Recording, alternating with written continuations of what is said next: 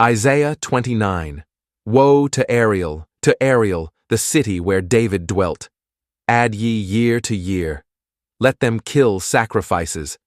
Yet I will distress Ariel, and there shall be heaviness and sorrow, and it shall be unto me as Ariel. And I will camp against thee round about, and will lay siege against thee with a mount, and I will raise forts against thee. And thou shalt be brought down, and shalt speak out of the ground, and thy speech shall be low out of the dust, and thy voice shall be, as of one that hath a familiar spirit, out of the ground, and thy speech shall whisper out of the dust.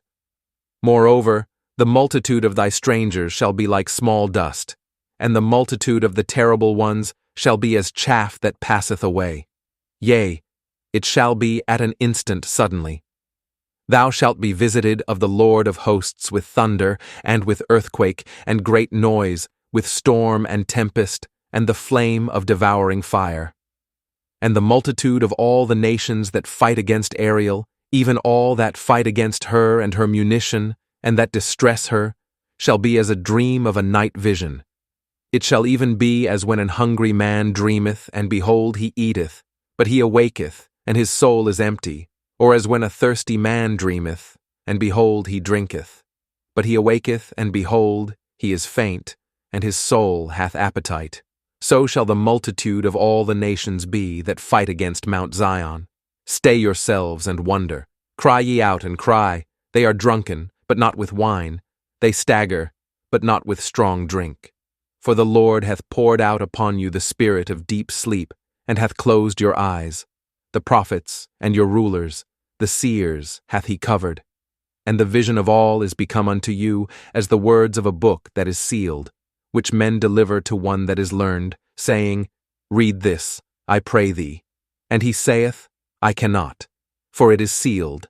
And the book is delivered to him that is not learned, saying, Read this, I pray thee. And he saith, I am not learned.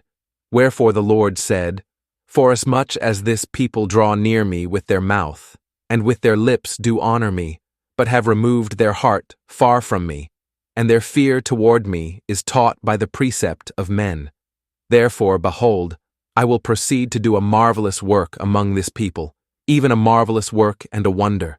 For the wisdom of their wise men shall perish, and the understanding of their prudent men shall be hid.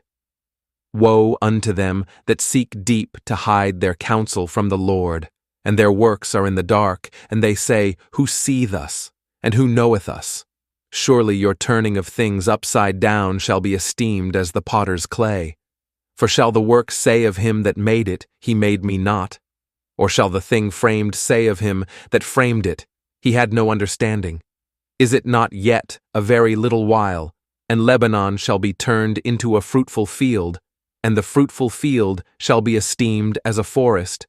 And in that day shall the deaf hear the words of the book, and the eyes of the blind shall see out of obscurity and out of darkness.